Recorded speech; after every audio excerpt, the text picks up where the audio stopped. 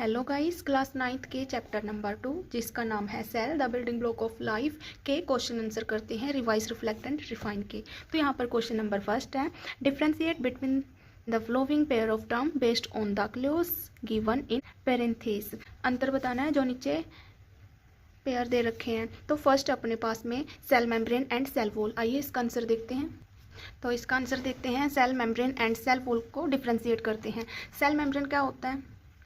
Cell membrane में सबसे first point है present in both plant and animal cell. Cell membrane plant और animal cell दोनों के अंदर होती है, जबकि जो सेल वॉल होती है प्रेजेंट इन प्लांट सेल, जो कि सेल वॉल होती है वो प्लांट सेल के अंदर होती है।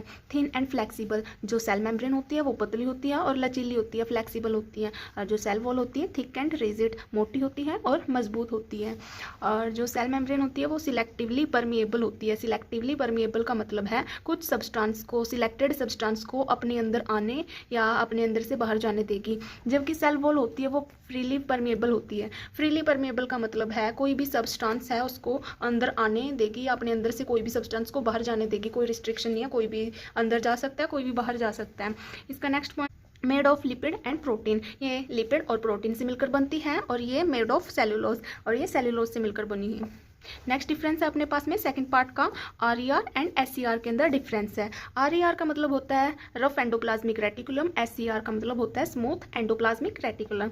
तो आइए आरईआर और एससीआर में डिफरेंस देखते हैं। तो फर्स्ट पॉइंट है इसका, ribosomes are present on its surface. इसके सरफेस के ऊपर राइबोसोम्स होती हैं आरईआर के, तभी तो ये रफ होती हैं। एससीआर होता है ribosomes are absent on its surface. इसके सरफेस के ऊपर राइबोसोम्स एब्सेंट होते हैं। और इसका नेक्स्ट पॉइंट है सरफेस अपीयर रफ। इसका जो सरफेस होता है दिखने में रफ दिखाई देता है। एससीआर का सरफेस अपीयर स्मूथ, इसका सरफेस स्मूथ होता है, मुलायम होता है। थर्ड पॉइंट है हेल्प्स इन प्रोटीन सिंथेसिस। ये प्रोटीन के बनाने में हेल्प करती है। हेल्प इन लिपिड सिंथेसिस, ये लिपिड के बनाने में हेल्प करती है। इसका नेक्स्ट पॉइंट है mostly found near the nucleus. ये ज़्यादातर न्यूक्लियस के पास में पाई जाती है। Forms a network throughout the cell. ये पूरे सेल के अंदर नेटवर्क बनाती है, पूरे सेल के अंदर पाई जाती है। इसका थर्ड पार्ट है, थर्ड पार्ट डिफ्रेंशिएट करना है। क्लोरोप्लास्ट एंड क्रोमोप्लास्ट के अंदर डिफ्रेंशिएट करना है। क्लोरोप्लास्ट और क्रोमोप्लास्ट क्या होता है? क्लोरोप्लास्ट होता है जो पौधों के अंदर हरा रंग होता है ना, पौधे ऑलमोस्ट कोई भी प्लांट है वो ग्रीन कलर का दिखाई देता है, वो क्लोरोप्लास्ट के कारण होता है, क्योंकि जो पौधे होते हैं उनके अंदर पिगमेंट होता है ग्रीन कलर का। और क्रोमोप्लास्ट का मतलब होता है कलर, अलग अलग कलर के, जैसे पौधों के अंदर, प्लांट्स के अंदर ग्रीन कलर के अलावा ऑरेंज, येलो या फिर कोई और, जैसे फूल फ्लावर हो गए, ये अलग अलग कलर के होते हैं हरे कलर के अलावा, तो वो क्रोमोप्लास्ट होता है। तो इसका फर्स्ट पॉइंट है ग्रीन कलर्ड प्लास्टिड। इसके अंदर क्लोरोप्लास्ट के अंदर ग्रीन कलर का प्लास्टिड होता है, जबकि क्रोमोप्लास्ट के अंदर yellow, orange and red coloured plastid, इसके अंदर येलो, ऑरेंज और रेड कलर का प्लास्टिड होता है। इसका सेकंड पॉइंट है कंटेन्स क्लोरोफिल। इसके अंदर क्लोरोफिल होता है, कंटेन्स कैरोटिनॉइड पिगमेंट, इस जबकि इसके अंदर कैरोटिनॉइड नाम का पिगमेंट पाया जाता है। इसका थर्ड पॉइंट है found mainly in green parts of plants. ये ज़्यादातर मेनली ये ग्रीन पार्ट्स के अंदर पाए जाते हैं। प्लांट्स का जो ग्रीन कलर का पार्ट होता है, हरे रंग का जो पार्ट होता है उसके अंदर पाए जाते हैं। Found in flowers and fruit, जबकि ये फ्लावर या फ्रूट के अंदर पाए जाते हैं। परफॉर्म फोटोसिंथेसिस, ये फोटोसिंथेसिस जिसको प्रकाश संश्लेषण बोलते हैं, परफॉर्म करते हैं। डज नॉट परफॉर्म फोटोसिंथेसिस, और ये इसके अंदर कोई भी फोटोसिंथेसिस या प्रकाश संश्लेषण नहीं होता है। आइए नेक्स्ट क्वेश्चन देख लेते हैं।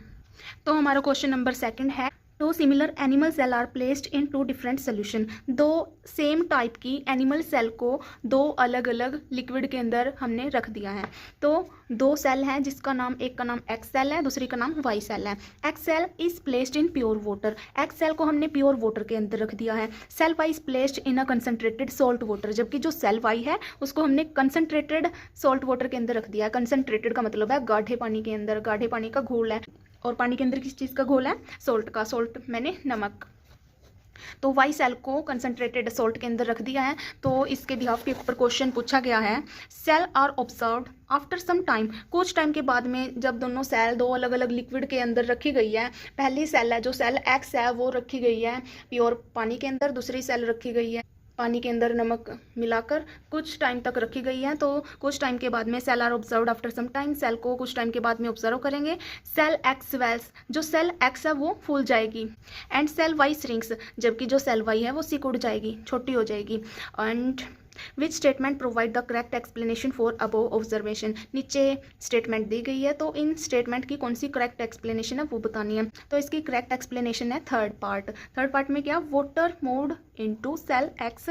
सेल एक्स के अंदर वाटर आ जाएगा क्योंकि सेल एक्स पानी प्योर वाटर के अंदर रखी गई है, प्योर पानी के अंदर रखी गई है, तो सेल एक्स के अंदर पानी चला जाएगा जिसके कारण जो सेल एक्स है वो फूल जाएगी, स्वेल हो जाएगी। And moved out of cell Y, और सेल वाई के अंदर से वाटर है वो बाहर चला जाएगा। सेल वाई के अंदर पहले से जो मौजूद पानी है वो पानी भी बाहर निकल गया है सेल वाई के अंदर से, जिसके कारण सेल वाई सिकुड़ गई है थ्रू द सेल मेम्ब्रेन के थ्रू, जो सेल मेम्ब्रेन होती है उसके अंदर से। तो हमारा थर्ड क्वेश्चन है look at the diagram of a cell in figure 2.20 ये फिगर दी गई है, इस डायग्राम को देखिए। Identify the part label from A to G, A से जी तक के जितने भी पार्ट लेबल कर रखे हैं, A B C D F G, इनके नाम बताने हैं। Correctly match them with their function given below, इनके फंक्शन से करेक्टली मैच करना है। जैसे हमारे पास में ए के लिए क्या हिंट दिया गया, ए के लिए हिंट दिया गया है controlling all the activities of the cell. तो controlling all the activities of a cell, cell की सारी एक्टिविटीज को कौन कंट्रोल करता है, वो होता है न्यूक्लियस। इसका आंसर आ जाएगा न्यूक्लियस। सेकंड पार्ट है site of cellular respiration. Cellular respiration की साइट मीन्स जगह कौन सी होती है, सेलुलर रेस्पिरेशन कहाँ पर होता है, माइटोकॉन्ड्रिया के अंदर। Storage organelle that also provides rigidity to the cell, cell organelle कौन सी है जो कि प्रोवाइड करवाती है रिजिडिटी मैंने मजबूती प्रोवाइड करवाती है सेल को मजबूती प्रोवाइड करवाती है। ऐसी ऑर्गेनली का नाम बताओ जो मजबूती भी देती है सेल को और उसके अंदर स्टोरेज वगैरह भी रहता है, फूड वगैरह भी स्टोर रहता है, तो वो होती है, उसको बोलते हैं हम वैक्यूल। नेक्स्ट पार्ट है इसका, फोर्थ पार्ट है separate the cell contents from surrounding. Separate अलग करती है सेल के कंटेंट को, कहने का मतलब सेल के अंदर जो भी मौजूद होता है उसको अलग करती है बाहर की सराउंडिंग से, उसको क्या बोलते हैं हम, सेल मेम्ब्रेन।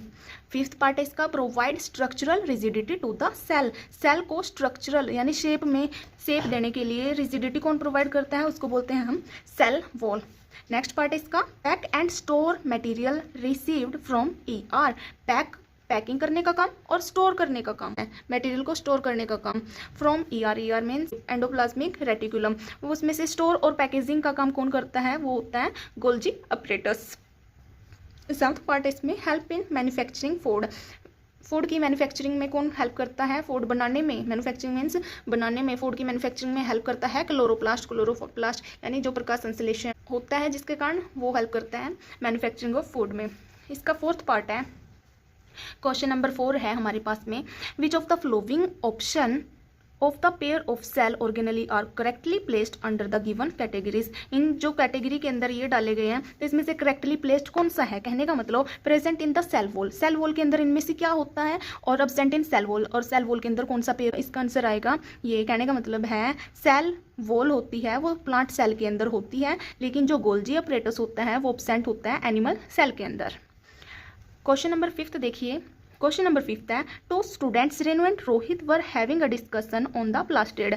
दो स्टूडेंट हैं, एक का नाम है रेनू, दूसरे का नाम है रोहित। रेनू और रोहित वर हैविंग डिस्कशन, आपस में डिस्कस कर रहे हैं, बातें कर रहे हैं ऑन द प्लास्टिड के ऊपर बातें कर रहे हैं। प्लास्टिड का मतलब होता है जैसे क्लोरोप्लास्ट हो गया।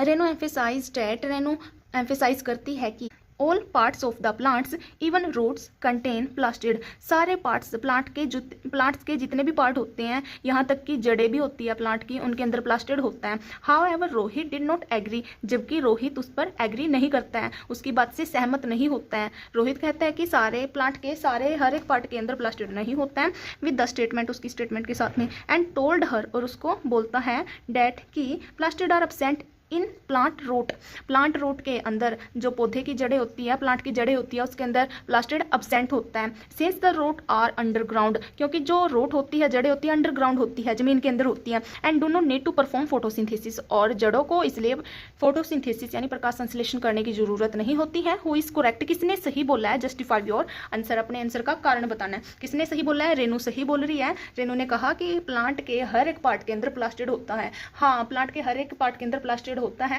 जो जड़ें होती है प्लांट की, उसके अंदर ल्यूकोप्लास्ट होता है। ल्यूकोप्लास्ट में फोटोसिंथेसिस नहीं होता है। तो आइए इसका आंसर देख लेते हैं। इसका आंसर है रेनू इज करेक्ट, रेनू करेक्ट है। Root also contain plastid, root के अंदर, जड़ों के अंदर भी प्लास्टिड कंटेन होता है, कोल्ड ल्यूकोप्लास्ट, जिसको हम ल्यूकोप्लास्ट बोलते हैं। They do not perform photosynthesis, way photosynthesis नहीं करते हैं, बट स्टोर फूड मटेरियल, लेकिन इनके अंदर फूड मटेरियल स्टोर रहता है, such as starch, oil and protein, जैसे प्रोटीन हो गया, स्टार्च हो गया, ऑयल वगैरह हो गया।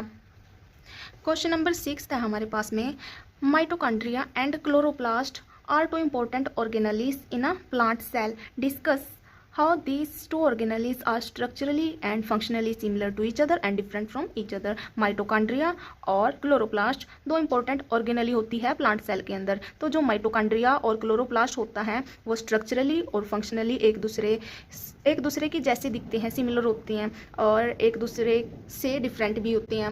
तो क्वेश्चन नंबर 6 में माइटोकॉन्ड्रिया एंड क्लोरोप्लास्ट की सिमिलैरिटीज और डिफरेंस बताना है। तो इसकी सिमिलैरिटी देख लेते हैं। तो इसकी सिमिलैरिटी में फर्स्ट पॉइंट है, बोथ हैव डबल मेम्ब्रेन, दोनों के अंदर डबल मेम्ब्रेन होती है। दोनों के अंदर, किसके अंदर, माइटोकॉन्ड्रिया और क्लोरोप्लास्ट के अंदर। Both contain their own DNA, उन दोनों के अंदर अपना खुद का डीएनए होता है। बोथ कंटेन राइबोसोम्स, दोनों के अंदर राइबोसोम्स होते हैं। Both can make some of their own protein, दोनों अपना खुद का प्रोटीन बनाते हैं। तो डिफरेंस है इसके अंदर, डिफरेंस भी देख लेते हैं। Mitochondria perform cellular respiration, mitochondria के अंदर माइटोकॉन्ड्रिया परफॉर्म करता है सेलुलर रेस्पायरेशन। नेक्स्ट पॉइंट है, क्लोरोप्लास्ट परफॉर्म फोटोसिंथेसिस, जबकि क्लोरोप्लास्ट फोटोसिंथेसिस करता है। थर्ड पॉइंट है इसका, mitochondria are present in both plant and animal cell, mitochondria दोनों के अंदर होता है, प्लांट और एनिमल सेल दोनों के अंदर। Chloroplast are found only in plant cell, जबकि क्लोरोप्लास्ट केवल प्लांट सेल के अंदर ही पाया जाता है। क्वेश्चन नंबर 7 है, which of the following pair of cell organelles contain DNA, नीचे पेयर दे रखे हैं, कौन से पेयर के अंदर डीएनए होता है। तो किसके अंदर होता है, माइटोकॉन्ड्रिया एंड न्यूक्लियस के अंदर डीएनए होता है। तो ओके गाइस, आज के लिए हम इतना ही करते हैं। जो इसके आगे के क्वेश्चन बच चुके हैं उसको हम नेक्स्ट वीडियो में करेंगे। उस वीडियो का लिंक मैं कल कमेंट सेक्शन में डाल दूंगी। Okay guys, bye bye, see you in the next video.